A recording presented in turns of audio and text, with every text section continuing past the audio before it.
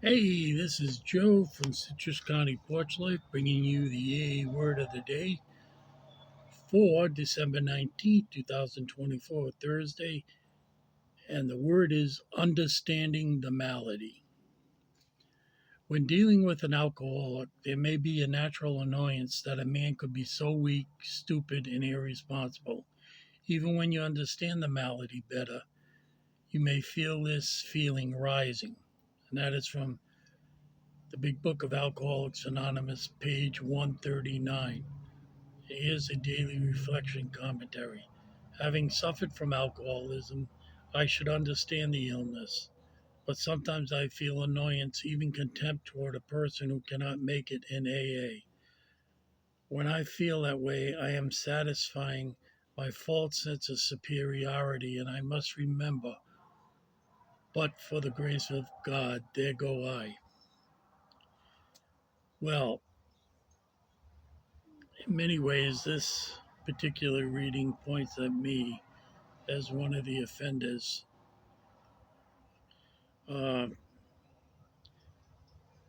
particularly weak, stupid, irresponsible. In my very early days of sobriety, I like to hear the most dynamic speakers, uh, the ones that had been jackpots, that spent time in prison, everything. It just excited me because to me, my bottom was kind of boring compared to them. Uh,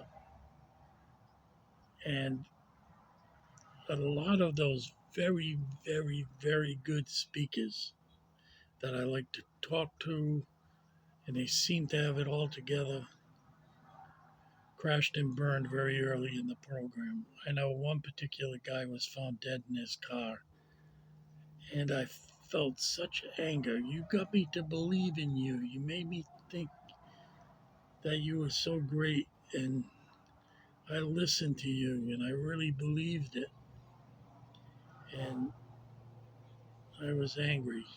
I was. Uh, but I came to realize that they were alcoholics too and just could not get the program.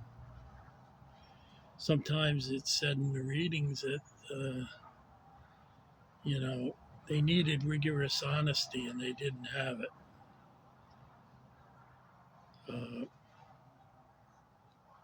and I speak in this case of my own brother, my youngest brother, 14 years my junior, who died,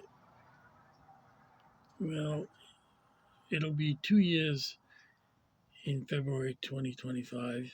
He got drunk, fell, and froze to death in the coldest weather that Rhode Island had ever experienced. And I was so mad. I was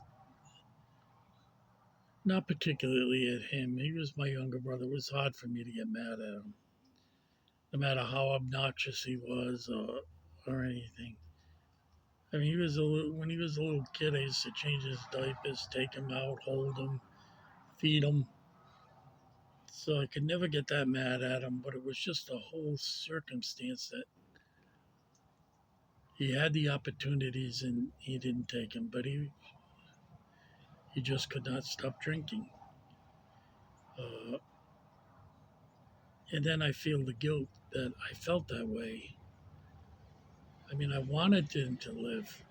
The worst feeling in the world was flying up to Florida to his funeral with his son sitting in the plane next to me.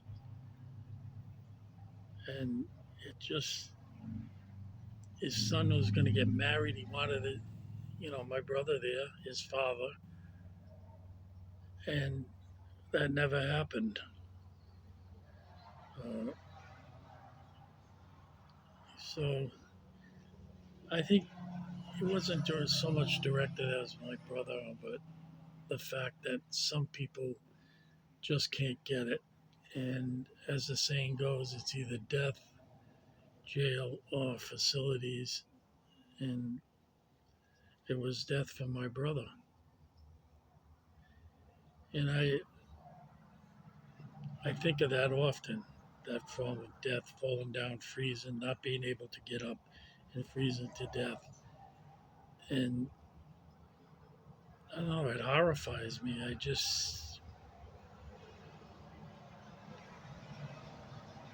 I'm hoping that he didn't suffer much, but that's what the coroner told me. I called the coroner from Florida, and he said no, he wouldn't have suffered much. But you don't know if they're telling you that just to make you feel better. But we can't stand on a high horse and criticize people who can't get it. The better thing to do would be to thank God that we've gotten it and pray for those who can't get it. Uh, so, yeah, I'm almost going to start to cry. So I'll leave it at that. God bless.